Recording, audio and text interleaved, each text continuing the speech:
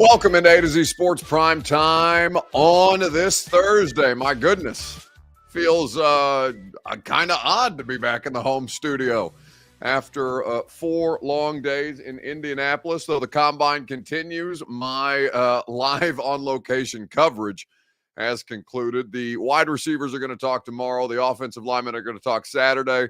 There's going to be a lot of content to discuss coming out of that because, of course, those are the two most popular mock draft picks for the Titans in the first round. And then the workouts have begun in earnest today. But I think that what I got out of this year's Combine, it's pretty crazy to be able to have this be my 7th NFL Combine. And for me to get to a point now where I feel like I can get done in 3 days, what used to take 7, is pretty good because I'm still exhausted after 4 days at the Combine. And happy to get home and watch the rest of the coverage from the couch because I'm telling you, Indianapolis, it is not for the faint of heart this time of year.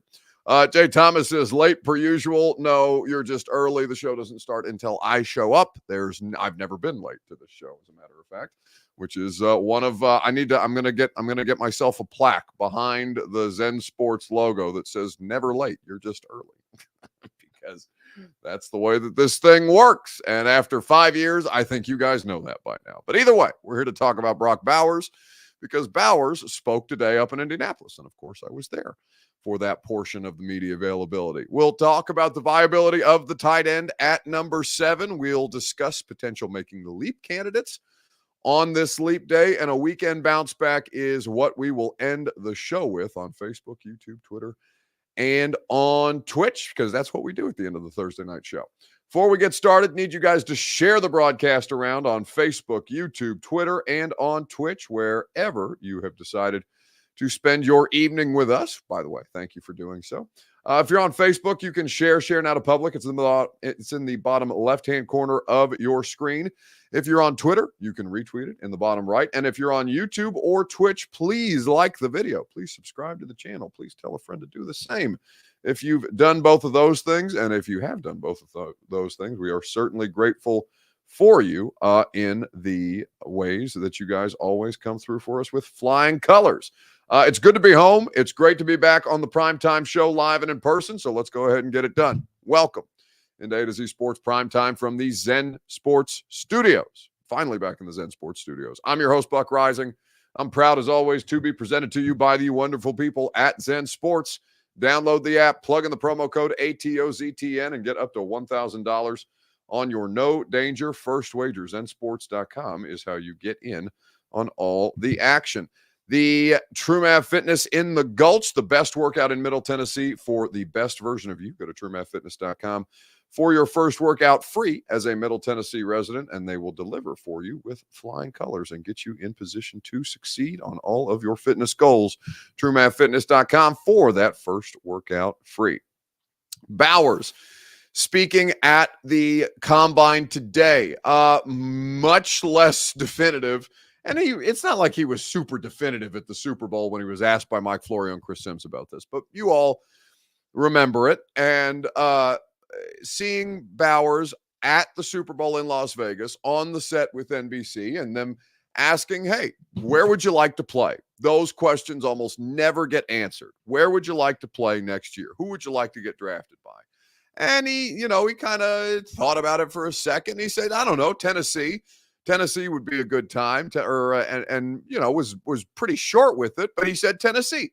And so, of course, Titans fans lose their mind. They're like, oh, my God, a tight end at 7. It's something that I couldn't possibly conceive. And then we had to all remind you that, no, it's not a tight end at 7. It's Brock Bowers at 7. And those are two very different conversations, especially when the drop-off between Bowers and the rest of the tight end prospects are what they are. But then he was asked again about it today. He was asked several times about it today. And basically, what I took away from the discussion, and I may be inferring just a little bit, we can talk about this, actually, before I get too far ahead of myself with your Two Rivers Ford take on Facebook, YouTube, Twitter, and Twitch. What do the Titans do in the first round? A wide receiver, a left tackle, or other tight end, corner, edge, whatever the case may be? What do you think is the most likely outcome for the Titans to select Let us know in the comment section. It's your Two Rivers Ford take. As always, it is presented by Two Rivers Ford. Quality American-made Ford vehicles and award-winning customer service. Two Rivers Ford in Mount Juliet, or online at tworiversford.com. They are always there for you. And I very much appreciate the 2024 Ford Explorer they gave me to drive up to Indianapolis. I'm going to head out to Two Rivers Ford tomorrow before the radio show and drop that back off and pick up my Ford Explorer because I miss Sugar very much. That's my baby. Anyway, tight end hadn't really crossed people's minds until Brock Bowers invoked the name of Tennessee. And, understandably so. We perked up our ears, perked up your ears. I'm sure Titans brass heard it as well. I know Titans brass heard it as well and said, okay, well, what's the viability of this? Talking to Brock Bowers today, it felt like it felt more like he was talking about Nashville as opposed to the Tennessee Titans. Now, here's what we know about Bowers. He's got a girlfriend. His girlfriend goes to UT. The closest NFL city in proximity to the University of Tennessee in Knoxville is, of course, the Tennessee Titans. He has played in the Southeast. He's from California. He's been at Georgia for the past 3 years. He's probably been to Nashville at some point over the course of the last couple of years, whether that's meeting his girlfriend halfway or something like that. Whatever the case may be, Brock Bowers is more interested in Nashville than he is interested in the Titans, was my main takeaway from the podium availability that Brock Bowers gave today. So wide receiver, left tackle, or other is the question. We have so many needs, says Brandon Brown. I wouldn't be mad just taking the best player left on the board at 7.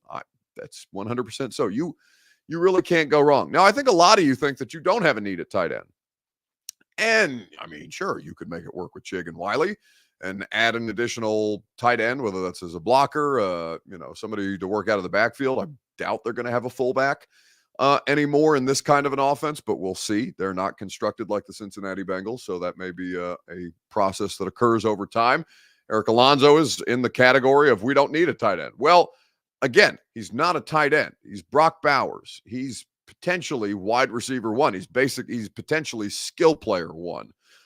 He is the third best prospect in this draft.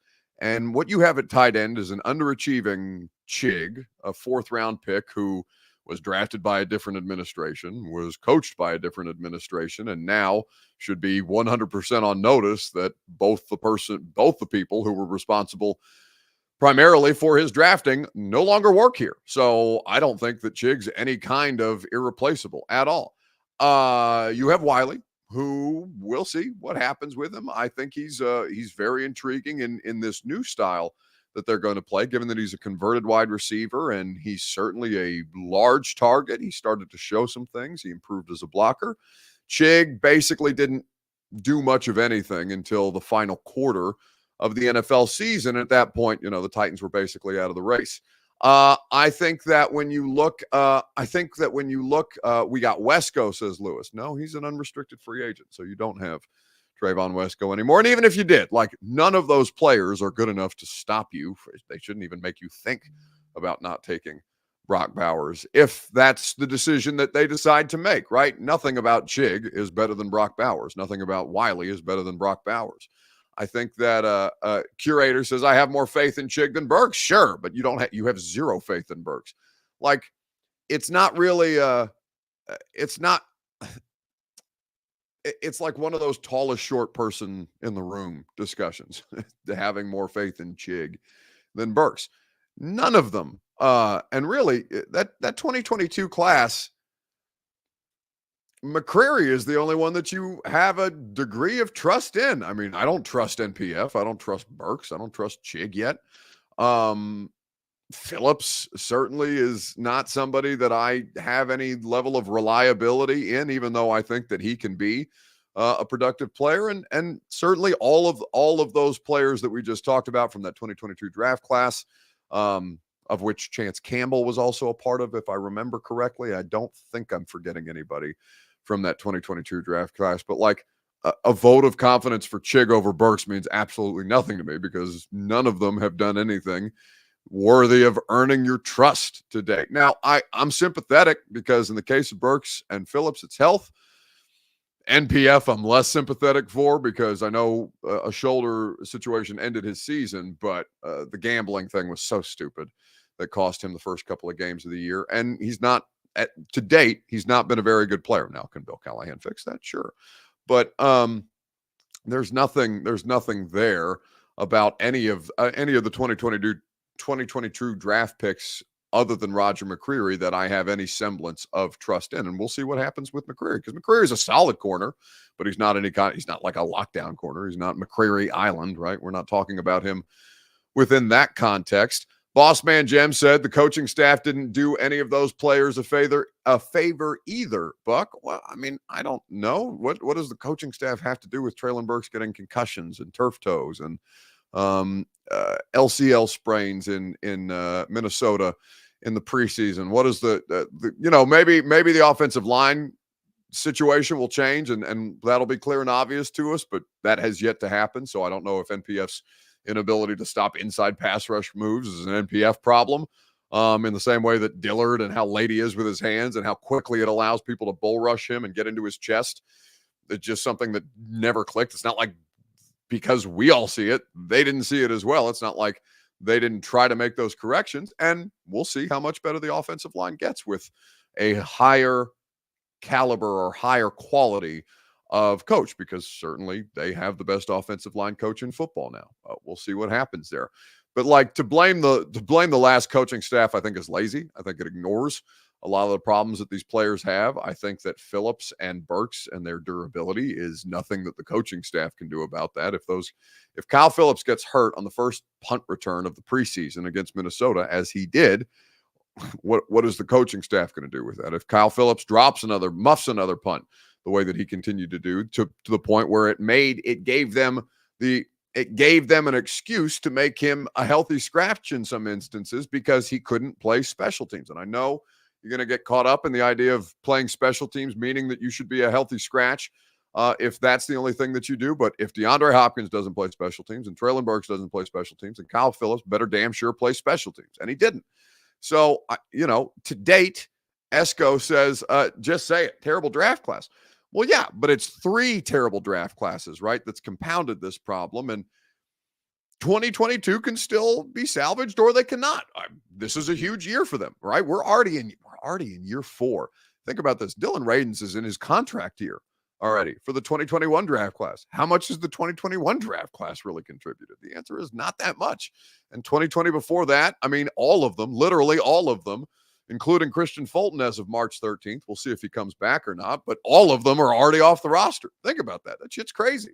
That coaching staff isn't here anymore, Buck, says Curator. I know. I completely understand, but I think to just kind of shrug your shoulders and be like, oh, it was the last coaching staff, they were terrible. Well, they were certainly just fine of a coaching staff when you had more reliable players, right? I'm not saying that the coaching staff couldn't have done better.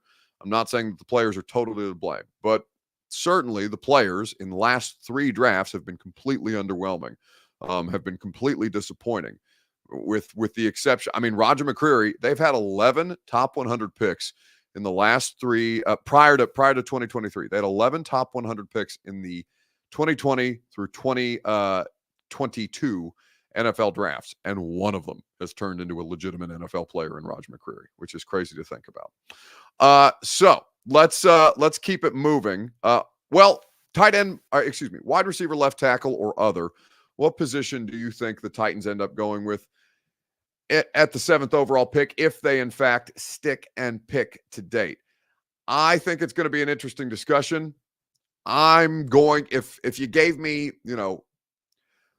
offensive line or the field, I'm probably going to take the field, and not just because I had your head coach on the radio show on Tuesday, and it really made a lot of you think, including myself, that skill position players at 7 should absolutely be on the table, wide receiver, Brock Bowers, or otherwise. A couple of years ago in Cincinnati, you guys had offensive line needs. You guys had wide receiver needs, similar to the situation with the Titans. And ultimately, Jamar Chase was the pick. Turned out pretty good player. Yeah. Pretty good player. Pretty good player. Penei Sewell sitting there as well. What was kind of the dialogue for you guys as a staff? Because, I imagine there's going to be similar discourse around the offensive line prospects and wide receivers in this draft. One of the things I've always said when asked about this debate is I had landed at some point in my career, usually in Denver is usually what I liken back to when we had Demaryius Thomas, Wes Welker, Julius Thomas, and Emmanuel Sanders.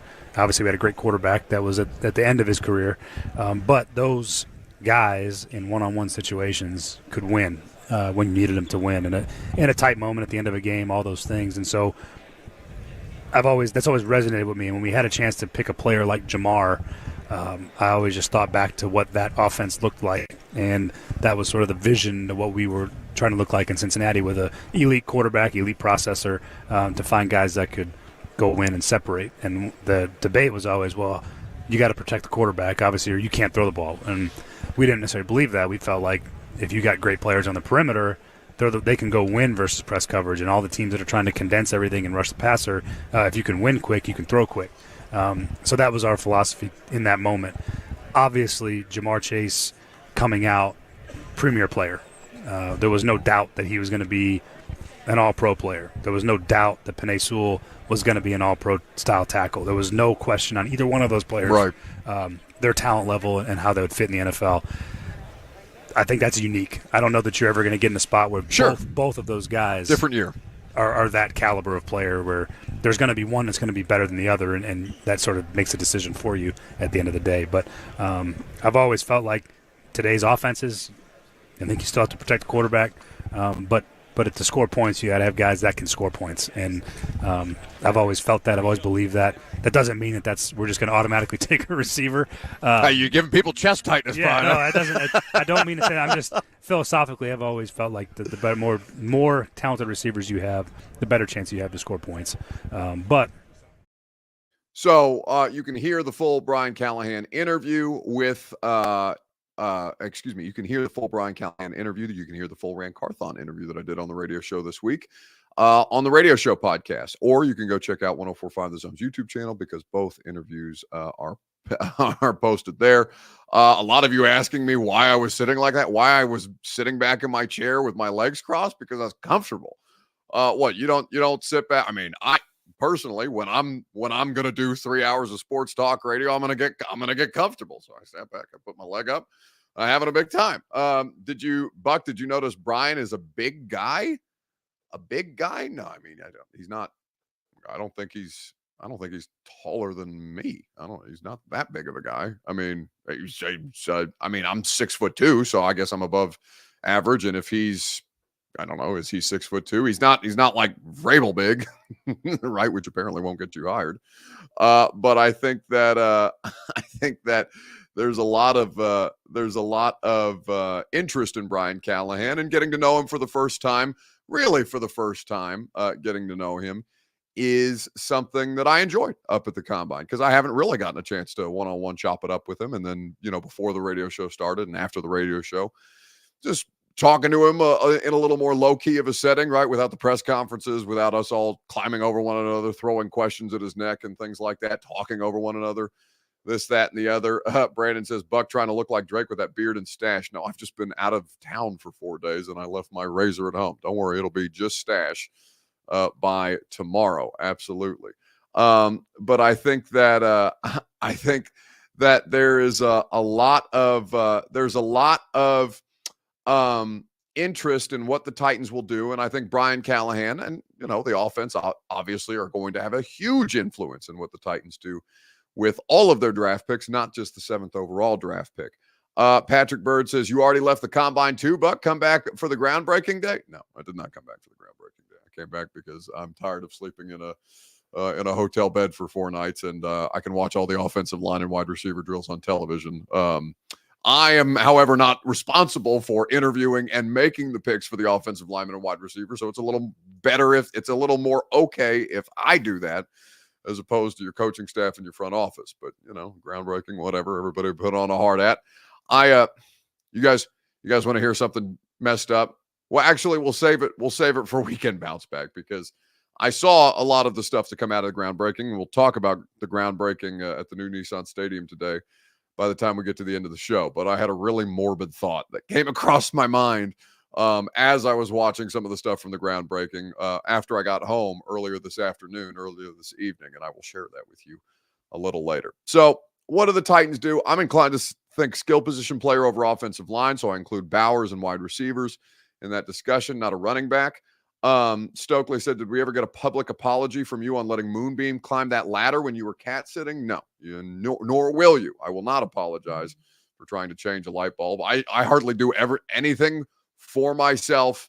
I hardly do anything for myself in my home whatsoever. I usually just try to pay somebody to do it to get me out of doing anything, but I can change a light bulb. So the one time I try to do something for myself in my house, I take out the step ladder. I go to get a light bulb, and already one of the cats is hanging off the ladder like a damn chimpanzee. Either way, we will get into that later. Eric Alonso says, I've seen Buck in person. He's more like 5'8" than 6'2". I don't think I've been 5'8" since like fourth grade, but 6'2" flat-footed, 6'3.5" in heels if I've got boots on. That is what it is. All right, let's keep it moving on Facebook, YouTube, Twitter, and Twitch. So we're talked about future Titans. Let's talk about Titans heading into year 2. Who do you think is most likely to, quote-unquote, make the leap in year 2? On Facebook, YouTube, Twitter, and on Twitch, let me know. While you guys do that, I'll remind you that the Primetime program is presented by Zen Sports and their same-game parlay offers. They have great offers for you, whether you are getting involved with your no danger first wager, whether you are there to get in on their NBA and NHL same-game parlays. Zen Sports is an awesome place for you to wager on all of your favorite major sports. 10 boosted same-game parlays for NBA and NHL every single day. That's 10 bets, each with a 10% boost, and you can bet every single one of them. Zen Sports betting just got better. Gambling problem? Call the Tennessee Red Line 1-800-889-9789. Terms and conditions do apply. No danger wager limited to plus 500 odds to qualify. Boosted odds are derived from equivalent parlays. Bets offered in Tennessee must be 21 and up and in Tennessee to bet. Zensports.com for more information. So who do you think is most likely to make the leap in year 2? I said will to. Maybe I gave myself away. Caleb Meadows says Will Levis. I hope and pray. Spears and Levis says Bryson Williams. Levis, obviously, if we make the right moves this offseason. Levis says Quentin Lane. Burks says Hill Antil. He's feeling confident. Hopefully it's Levis, says Eric Alonso. Let's see. We need the Mayo Man to arrive. Stephen King. A lot of Levis love. I would invite a lot of you guys to go back and do a couple of things, okay? If you get some time and you're just curious to see the perspective that I'm coming from. It seems like everybody, and it doesn't matter what everybody else in the NFL thinks about your quarterback, but it is very, very much not a Will Levis is the future of the Tennessee Titans vibes anytime you talk to anybody outside of this market, which I don't want to say that it surprised me because I've not committed to to saying that Will Levis is the future franchise quarterback of the Tennessee Titans, and I'm not, I know he's their present, I know he's their immediate future, but I'm not, there's not nearly enough out of his rookie year for me to say anything declarative like Will Levis is going to be the next quarterback of the Titans for 10 years. To listen to Brian Baldinger talk about Will Levis at the Super Bowl, to hear Dan Orlovsky talk about him at the Super Bowl. I had Danny Heifetz of The Ringer on today talking about Will Levis at the Super Bowl. It's very much just kind of like we'll see.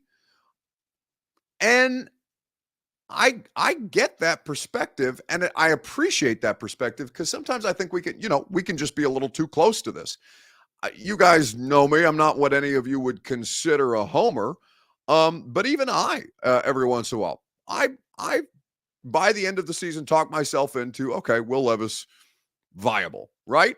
And I'm not saying that he's not viable. He's obviously viable for the immediate future, and we'll see how much more viable he can become moving forward. But I think that just because it was different, and just because of the the debut was as not star-studded, but striking as it was, there's a lot of that. Derek says none of those people watch Titans games. No, Dan Orlovsky, Danny Heifetz, and Brian Baldinger all watch Titans games. You see the Baldy break, they watch Titans games, Derek. You're just being petulant. Brian Baldinger literally watches every team in the sport and provides those Baldy breakdowns. You know how many of them are out there. You can literally go find them on the internet for yourself. It's a whole Twitter timeline full of them. So you know that Orlovsky breaks Will Levis down on NFL Live. You know that Brian Baldinger does the breakdowns on the internet. You know Danny Heifetz writes the quarterback index every year for the Ringer. Like, of course, that's a ridiculous thing to say. Not all of the national there are some people who don't watch your team. You were absolutely correct. I would not have invoked the names of 3 people who do watch your football team on a regular basis. If I would not come into this discussion with something that I knew you guys could shoot down, because there are plenty of people who don't watch your football team, but these very much are people that do. And including Greg Cosell. Now, Greg, you know that Greg and I do the podcast every week. By the way, we announced that we're doing another live show here in the first week of May. We're going to do it a week after the draft. At the Analog. Greg's flying in from Philadelphia, from NFL Films headquarters. We're going to do it the week after the draft. We're going to have the full Titans draft class to talk about. It's going to be an awesome event. There's going to be food. There's going to be booze. There's going to be Titans related participation. The Titans have talked to us about. Well, I don't want to spoil any surprises. Maybe I'll spoil some surprises as we get closer to May 3rd, Friday, May 3rd. But anyway, 1045thezone.com. You can go get tickets to the install live taping, which is going to be awesome. Talking to Greg about it. Greg and I have talked about Levis a lot. Obviously, there's been shit else to talk about with the Titans other than for us to continue to remind you how terrible your offensive line group is. And what Greg and I's conclusion has consistently been is Will Levis looks like he belongs. Okay, sure. Andy Dalton looks like he belongs and has at various points in his career. I know Andy Dalton is, is Andy was in the league last year. He started a couple games for Carolina. Carson Wentz has looked like he's belonged at times. Jared Goff is, I think, somebody who a lot of people still have a negative connotation around, but Jared Goff is not the best quarterback in the world, but Jared Goff looks like he belongs at times. You can put these players in position to succeed and they can continue to grow and develop, and maybe that happens here with Will Levis. But I just think that we get ahead of ourselves. Ryan Tannehill absolutely belongs at the NFL level. Has for over a decade plus, right? But Ryan Tannehill's ceiling was hit very early on and really never developed past that. I have no idea what Will Levis is going to be, is my point. I'm just trying to say, you hear Coach Mack talk about keeping your powder dry. Don't get too ahead of yourself. I think that there's a lot of people who would look around and say, just don't get too ahead of yourself on Will Levis just because he started 9 games, he went 3-6, and he had a 4-touchdown debut. And it was a very impressive debut, right? But there's a lot more to playing the quarterback position than just going out and airing it out in your first NFL game. Now, he did it to his credit, and it was awesome. But the rest of it, there's a lot that he has to improve upon. So I'm fascinated to see how it goes. I think that the making the leap, I'm not going to go with Levis necessarily. I'm going to go with the player that I feel most confident about from their rookie draft class. It's not Will Levis, it's Tyjae Spears, and you can tell that Rand Carthon feels the same way. I mean, first of all, like, Tyjae is a dude that I just described. Like, he's very passionate about football. He loves the game. He's a hard worker. And I think you guys that have gotten to know him know that's how he's wired, and you love that about him. Tyjae's one of those guys that's always in the building. I know there were a lot of concerns about his knee coming out, and that was the big question this time of year and after we drafted him. But we're talking about a guy that never missed a practice, never missed a game.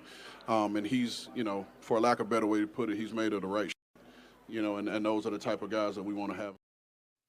Made of the right shit. Tyjae Spears is the player who I feel the most confident about making the leap. He'll have a more full workload than he obviously did behind Derrick Henry. He's going to be your primary running back, and we'll see how they supplement the position. Remember, you do still have Hassan Haskins, even though he was on the commissioner's exempt list, and then he was cleared of the charges with the domestic violence situation with he and his girlfriend. Then he went on injured reserve, and they shut him down for the year. So Hassan Haskins never really factored in at all, right? I don't know that Hassan Haskins is a solution with Tyjae Spears, but we'll see. It's an option that they have at their disposal, and they'll have free agent running backs to pick from, certainly. They'll have draft picks to pick from, certainly. Eric says, any thoughts on Jim Wyatt's article? That's such a generic question to ask me. What article? Jimmy has written 17 articles in 4 days. that we've been in Indy. So you're going to have to be more specific than any thoughts on Jim Wyatt's article. I had Jimmy Wyatt on the radio show yesterday, though, and I'm sure whatever you're asking about, we probably talked about. So maybe I have perhaps already expressed my thoughts on whatever Wyatt article you're referencing, but I'm going to need more specifics from you if you would like me to expand. Danny says, okay, I agree, Buck. Who can we get to compliment Tajay? I had a caller on the radio show bring up, who's Thunder Thighs from the Green Bay Packers? A.J. Dillon, right? A.J. Dillon, who's kind of, seen his workload decrease year over year, but would be a different skill set than Spears, would give you a short yardage back, a goal line back in the same way that Derek, maybe not in the same way that Derek does, because obviously they're not the same size, but a similar vibe, right? And you don't necessarily have too many of those guys out there. Now, I think you can find that for less than, he's projected to make $3.5 million on the open market this year. Julius Chestnut, Bryson Williams says, don't forget about old Chestnut. Chestnut is more of a power back for sure, and he is somebody who lasted a little while into the previous regime. He went on injured reserve as well, so Chestnut is still technically in the conversation and may be a viable solution. Chestnut showed some things, and certainly he's a high-effort player and is willing to go on special teams. Quadzilla says, Lone Star Titan. Derek says, Quad Father. Brian Spivey says, Gus Edwards. I just don't want them to pay like real money for a running back. They don't have to. Nobody really has to anymore. Now, maybe if you're like a team that's really close and can set themselves over the top with a Saquon Barkley or a Derrick Henry, or, Nick Chubb is potentially being talked about as a cap casualty. We'll see what happens there. Josh Jacobs is out there. I just don't think you need to pay for that position. Now, I'm not saying that you can completely ignore it and run with a UDFA, but sometimes you can. Running back, you can more than any other position, and it's more about the system that the running back is in as opposed to the outright running back skills. Now, you have to have good running backs, but you're still going to have a division of labor, and you already have your good running back. We'll see how much better than good he can get. But with 7 draft picks, I'm okay with using a day 3 pick on a running back, so you can spend real money on actual positions that are worth the value. Wide receiver, offensive line, center in particular is going to be a talking point. You need edge help. You need interior defensive line help. You need corners. You need a safety to go along with Amani Hooker, because I don't think Elijah Molden is going to be a full-time solution back there. Maybe he is. I sincerely doubt it, though. So, do you have an inside linebacker on the roster right now other than Dr. Gibby? He's a restricted free agent. There's so many different things that you need to supplement this roster with, that if you can avoid spending unnecessary money on a running back, then I think that you can probably, I don't want to say put that off, but it's not a huge priority that you need to go out and spend even $3.5 million. And it's not a lot of money, $3.5 million, especially when you have 78 and change. But can you use $3.5 million elsewhere? Sure as hell. You don't have a kicker. Guys, there are so many. There's like 6 players on this roster I feel good about. Out of a 53-man roster and a 48-man game day roster, there's probably 6 players I feel legitimately good about. Jeff, Spears, Hopkins, Hooker, Harold. Can I even get to 6? Oh, McCreary. I feel good about those 6 players. Corey Smith says Falk retired. No, but he was on a 1-year deal. And also he's 39. So if he decides he doesn't want to screw around with this shit anymore and play for another, I don't know how good or bad they're going to be in 2024. They could be 6-11 again. They could, go from worst to first the way that the Texans did last year. Their decisions this offseason are gonna solidify that. Brian Spivey says Skoronski. No, I'm not sold on Peter Skoronski yet. The vast majority of the season, he looked like a rookie offensive lineman on a bad offensive line. There's nothing about, I feel better about Skoronski than I do the rest of the unit. Peter Skoronski is absolutely the best offensive lineman you have on the roster, but if you're the best offensive lineman on the worst offensive line, then what does that really account for? He absolutely can improve. He absolutely can be a better player. They're going to help him. They're going to get him some help. They've already got him some help in Bill Callahan. So, like I said, I'm talking about players that I'm legitimately like, those are actual good football players. I'm not going to give it to Skoronski yet. I'm not going to give it to Levis yet. I'm not going to give it to guys like Burks or Phillips or people that you're hopeful about. There's probably 6 players on this roster that you legitimately feel good about. Terry Anderson says Skoronski was sick part of the season. Yeah, I don't give a shit. He didn't play well. If you're out there, Terry, if you are on the football field, and he missed a couple of games, and it wasn't a sickness, it was an appendectomy. So it's a surgical procedure. And when you're doing that in the middle of a football season and it limits your ability to continue to strength train and all those things, it's absolutely a factor. I'm not denying that, but he's out there. And if he plays poorly when he's out there, then I'm going to judge him by the level of production that he does or does not have when he's available. It's like Jeff on the bad ankle all throughout the course of 2022. Jeff Simmons' production fell off a cliff after the game, after the Sunday Night Football game at Kansas City. And Jeff, to his credit, fought his ass off and did what he needed to do medically to stay out there. And hopefully that doesn't do him any kind of long-term damage, because God knows you guys remember that video we had of Jeff Simmons in the locker room in Jacksonville at the end of the year after the Jags won to go to the playoffs. He broke down in tears. I've never seen that level of emotion from Jeff, and obviously it's heartbreaking what happened to him. But he wasn't good because his ankle was bad, but he was out there. And when he's out there, I'm going to judge him by the level of production that he does or does not have. That's how it works in football, unfortunately. I mean, I'm not saying it's fair. I'm not saying it's right, but that's how these things go. Lone Star Titan says Jeff laid it out all on the line. Absolutely. Absolutely. Nobody would dispute that. But again, he wasn't Jeff Simmons after the Chiefs game, pretty much. He missed a ton of time not a ton of time, but he missed a decent amount of time and then had to fight through the rest of it. To his credit, he did. He obviously the organization respected him for it. He did it in a contract year. It was critical for him to do that, to make that kind of generational money, that $100 million plus contract. But there was no question that they couldn't affect the quarterback and that Jeff wasn't affecting the quarterback down the stretch of that 2022 season. So it's not fair, but it's how football works. So I'm not treating them any differently than the coaching staff would treat them or the personnel people would treat them. That is what it is. Justin Rubini says Skoronski is fine. Dude had a 250-pound Aaron Brewer next to him and Andre Turnstile Diller after an appendectomy. Again, Justin, I'm not saying that I'm out on Peter Skoronski. The question was, which players on the roster do I feel good about? I've named the 6 of them that I feel good about after seeing them perform. And while I am, absolutely open to Skoronski improving, I would be lying to you if I could say that I felt good about Peter Skoronski very often last year. That's all it is. That's okay. It doesn't, like I said, doesn't mean that I'm out on him. Doesn't mean that he can't get better, but he needs to get better because last year was shitty. And he was on the offensive line that was Pro Football Focus's worst graded in pass blocking efficiency. I think most of you understand what I'm saying, so I'm not going to repeat myself over and over again. But this is the way that football players are judged. And if you believe that to be too harsh, then you are completely unaware of how it is that these people operate, the space in which they operate in. So we'll see what happens with Skoronski. I'm not out on him by any stretch. But if you're asking me the players that I feel concretely good about heading into 2024, I gave you the 6.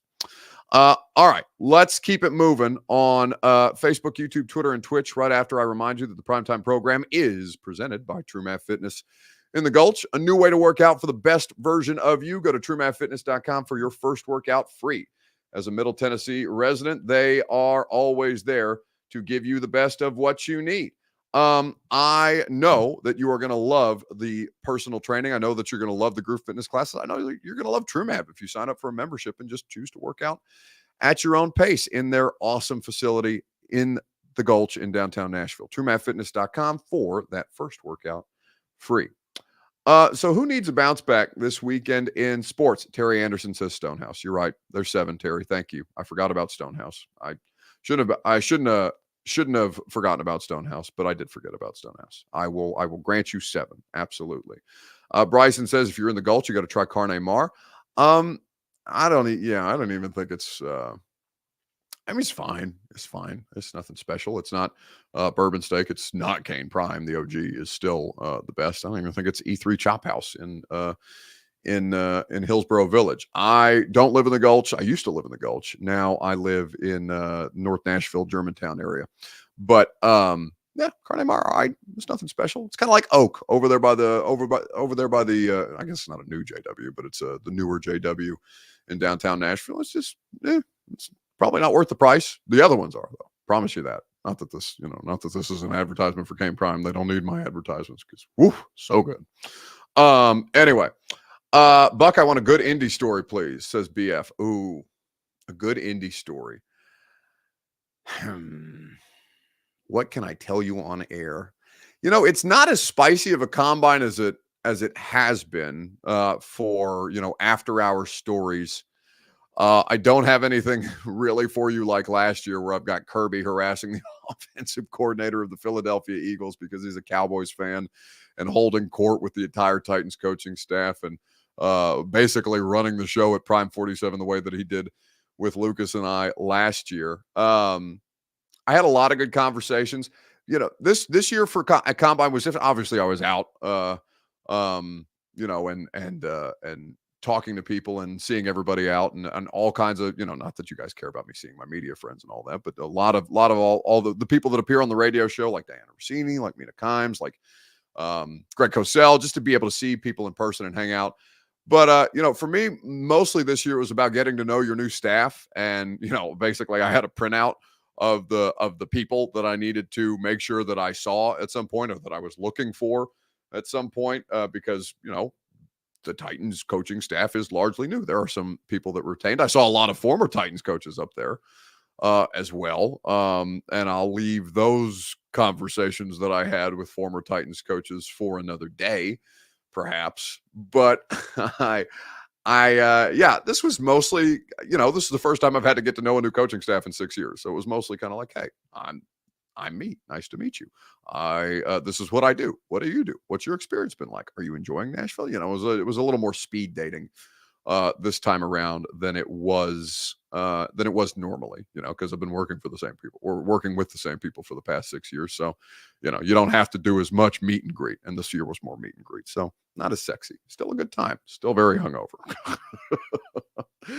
Eric Alonso says, aren't you from Naptown? No, I'm not from Indy. I am. So there's a long, complicated answer. I know that not all of you guys care, but my mom's side of the family is from Evansville, Indiana. My dad's side of the family is from Cairo, Egypt. I have lived in Nashville longer than any place I've lived in my entire life. It's coming up on 9 years in August that I've been in Nashville. And that's the longest place I've ever lived at any point in my life. I've lived in Cairo, Egypt. I've lived in Washington, D.C. I've lived in New York. I've lived outside New York. I've lived in Evansville, Indiana for a little bit while I was going to high school. So 4 years in Evansville after my mom wanted to move home after her parents passed away. So like I was born in Evansville. They came back from Egypt to have me so I could be an American citizen. And, obviously for so many different reasons, a huge benefit for me to have an American passport as opposed to solely an Egyptian passport, right? Now I have the ability to be a dual citizen, which is sick. But yeah, so when you ask me where I'm from, it's a little bit of a complicated answer. Anyway. Aubrey Calvin says, was convo with the old staff good or bad?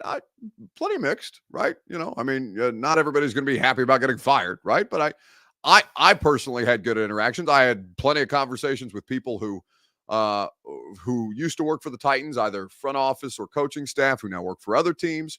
And all these different things. So anyway, we don't got to get bogged down with that. And like I said, maybe at some point those conversations will be worth talking about. But for now, we'll keep that close to the vest. All right, weekend bounce back. Who needs to bounce back most in sports? Facebook, YouTube, Twitter, or Twitch? Derek says Todd Downing was there, wasn't he? I didn't see Todd. I did not see Todd this time around. Lone Star Titan says, I'm from a strip club. Your story is way cooler. Oh, well, hey, right on, brother. Listen. Wherever and however you came to be on this great planet of ours, no judgment. We all get here different ways. We all come from different places, and that we're all here together talking about Tennessee Titans football on the primetime show. It's all good. It doesn't matter where you came from or how you got there. Unless you're, just objectively a shitty human being, and then we're going to obviously, bury you as we do from time to time, but that's okay. We watch the tape, we improve. So let's say now you guys are just naming all of the Titans coaches and asking me if I talk to them. We're not going to do this tonight. All right. Weekend bounce back. Who needs to bounce back most in sports this week? It's not necessarily a bounce back, but the Titans opened their or broke ground on their new stadium today. The fact that it's just now getting ground broken on and that they expect to have this thing up and running by the 2027 season, it seems like a big ask given that it's already February, basically March of 2024. But yeah, the stadium making progress. That's a decent bounce back. We will see how long it actually takes them. But this was the groundbreaking ceremony today. Might be the only one that sees the true genius in all of this, though. Seriously, the plan is to build a state-of-the-art concert venue that every now and then professional football takes its place in.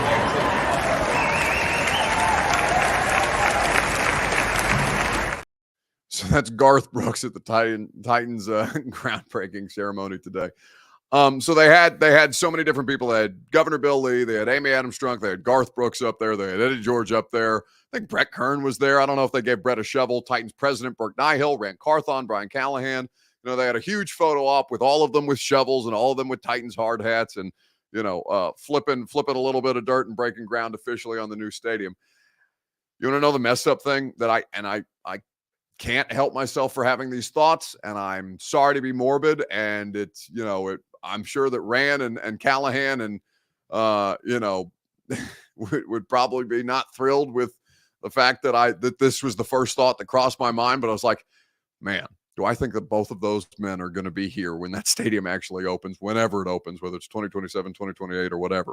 I don't know the answer to that question, but the fact that that's immediately where my mind went to, because that would be a funny discussion if the new stadium opened, if you have the groundbreaking photo op and neither not that it would be funny. Of course, obviously it's terrible when anybody loses their job, unless, it's appropriate that they lose their job for whatever the case may be. But yeah, that was the first. I'm sorry. I can't help it. I don't know why my brain works that way, but the first thought I had was, God, this is going to be awkward if neither of those two people are here. They broke ground on it, but if they don't actually get to see it, 4 seasons is a long time. Most people only get 3. So, clock's already started on Rand. Clock's already started on Callahan. Good luck and God bless. And, for their sake, you hope it opens sooner rather than later. But, that is what it is. All right. That's going to do it for us tonight. That's going to do it for us on this week of primetime shows. Thank you guys, as always, for hanging out. Hope you enjoyed the Combine coverage. Combine coverage, obviously not over. They're going to have drills. We're going to be talking about it on the radio show. Tomorrow, we'll have the full weekend of Combine drills. Offensive linemen and wide receivers will have worked out by then. We'll dive deep into those on Monday. Have a great weekend. Enjoy yourself. I will talk to you guys tomorrow morning at 10 a.m. on 104.5 The Zone. And if you don't tune into the radio show, shame on you. You should absolutely tune into the radio show. Why wouldn't you want more of this? How could you possibly be tired of this? But if you do have something going on from 10 to 1 tomorrow, then I will talk to you guys Sunday night on A to Z Sports Prime Time. See y'all.